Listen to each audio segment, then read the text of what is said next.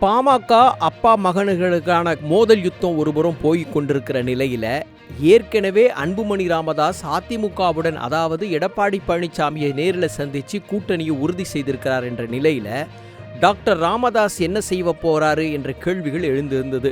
இந்த கேள்விகளுக்கு பதில் தரும் விதமா இப்பொழுது டாக்டர் ராமதாஸ் நீண்ட இடைவெளிக்கு பிறகு திமுகவுடன் கூட்டணி கைகோப்பதற்கான யுக்திகளை கையாண்டு கொண்டிருக்கிறார் என்ற செய்தி தைலாபுரத்திலிருந்து வருது.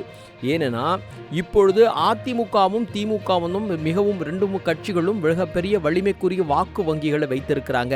இவர்களோடு நம்ம பயணம் செய்தாதான் நமக்கான வெற்றியை தீர்மானிக்க முடியும் என்பதில் நீண்ட நெடிய அரசியல் அனுபவம் பெற்ற டாக்டர் ராமதாஸ் இப்போ அந்த முடிவு எடுத்திருக்காரு. மகன் அதிமுக பக்கம் இருக்காரு, ராமதாஸ் திமுக பக்கம் செல்ல இருக்கிறாரு.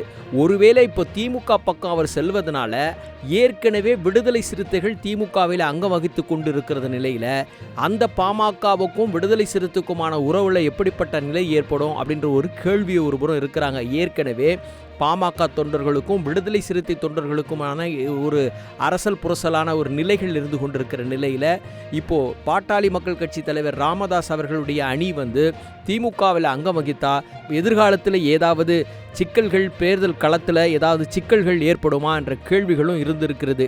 எப்படியோ வெற்றி நமக்கா இருக்கணும் என்றதில் முனைப்பில் தான் ராமதாஸ் இந்த முடிவை எடுத்திருக்கிறாருன்னு சொல்கிறாங்க. ஏன்னா அவர் பெரிய அரசியல் வித்தகராக ஒரு காலத்தில் வலம் வந்தார்.